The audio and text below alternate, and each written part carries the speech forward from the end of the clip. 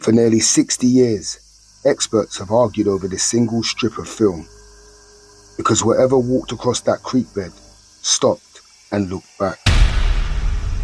October the 20th, 1967, Northern California, Bluff Creek. A place where the forest doesn't feel welcoming. It feels ancient. Towering pines block out the sky. The ground layered in needles, moss, and silence so thick it almost hums. It's the kind of wilderness where sound travels strangely, and where people for decades have reported seeing something that shouldn't exist. Hunters spoke of massive footprints, longer than a man's forearm. Loggers claimed they were being watched from tree lines. Some swore they heard heavy bipedal footsteps pacing their camps at night. Most dismissed it as folklore, but one man didn't. Roger Patterson had become consumed by the idea that Sasquatch, Bigfoot, was real. Not casually interested, obsessed. He had spent years interviewing witnesses, studying track casts, even publishing a book arguing that an undiscovered primate roamed North America's forests. People laughed at him, but obsession has a way of dragging people deep into places others won't go. And that's exactly where Patterson was headed that morning, riding on horseback with his friend Bob Gimlin into one of the most remote stretches of Bluff Creek. They weren't just exploring, they were searching. Weeks earlier, enormous footprints had been discovered along the creek bed, tracks so large they drew national attention. Patterson believed if Bigfoot existed, this is where it moved. The men rode slowly through the forest, horses stepping carefully over fallen timber.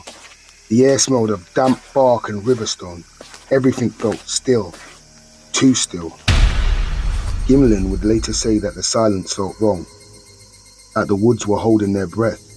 Then, his horse reacted. It jerked beneath him, ears pinned back, refusing to go forward. Gimlin tried to steady it, scanning the tree line. That's when Patterson saw it. Roughly 100 feet ahead, on the open stretch of dry creek bed, a figure, tall, broad, standing where no human should have been. For a split second, Patterson thought it was a man in dark clothing. Then it moved. Not like a man. It walked with a rolling, powerful gait, shoulders shifting, arms swinging low and heavy. The body was covered in dark hair. Muscle seemed visible beneath it. Patterson's heart slammed.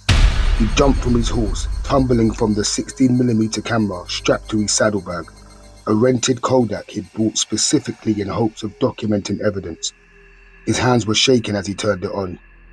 The first seconds of film are chaotic. Ground, sky, motion, blur. The raw panic of someone realizing they're witnessing something historic or impossible. Then the frame stabilizes, and there it is. The creature walks left to right across the creek bed, fully exposed, not running, not hiding. Each step looks heavy, deliberate, grounded. Its arms hang longer than human proportions. The back is broad, the torso thick, the legs moving with a stride length difficult to replicate. Then comes the moment that made the footage legendary. Mid-stride, the figure slows. It turns its head over its shoulder and looks directly at them. Not startled, not aggressive, aware, measured, as if assessing them. That single glance, later labeled the Frame 352, would become one of the most studied images in cryptozoology history. There's something unsettling about it. Not because it looks monstrous, but because it looks intelligent. After the glance, it continues walking, disappearing into the tree line without urgency. No charge, no panic, just departure. The entire encounter lasts less than a minute, but Patterson keeps filming until the figure vanishes completely into the forest. Silence returns. The horse remain agitated. Neither man speaks for a moment, both trying to process what they just witnessed. They follow the direction it walked and soon discover massive footprints pressed deep into the creek bed, far larger than a human's, with visible toe impressions. Patterson films those too. By the time they leave Bluff Creek, they believe they've captured proof of a creature science says doesn't exist. When Patterson returned and developed the film, the reaction was immediate and explosive. To believers, it was groundbreaking evidence. To skeptics, it was an elaborate hoax. Scientists analyzed the footage frame by frame. Some pointed to the way the muscle appeared to move beneath the fur, particularly in the thighs and shoulders, something difficult to fake with 1960s costume technology. Others studied the gait, the stride length, the arm swing. Biomechanics experts noted the walk didn't match typical human locomotion. Hollywood costume designers were consulted. Several admitted replicating such a suit with visible musculature and natural movement would have been extremely difficult at the time. Yet, critics remained.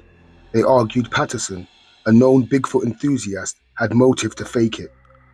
Some claimed it was simply a man in a suit, though no suit was ever produced. No confession ever held up under scrutiny. Bob Gimlin, Patterson's partner, maintained his story consistently for decades, never profiting significantly from the footage. Patterson himself died in 1972, still insisting what they filmed was real. As years passed, technology advanced. The film was stabilized, enhanced, digitally analyzed. Still, no definitive conclusion. To this day, the Patterson-Gimlin film remains the clearest Bigfoot footage ever captured, the most analyzed cryptid film in history, and one of the most hotly debated pieces of visual evidence ever recorded. Because what makes it so compelling isn't just the figure, it's the behavior, the calmness, the awareness, the way it looked back not like prey, but like something that knew it was being watched. Bluff Creek still draws researchers, hunters, and believers today. Sightings continue in the surrounding wilderness. Massive tracks are still occasionally reported, and the question that began in 1967 remains unanswered. Because whatever Patterson filmed that morning walked on two legs, left physical tracks, and vanished into the forest vast enough to hide anything.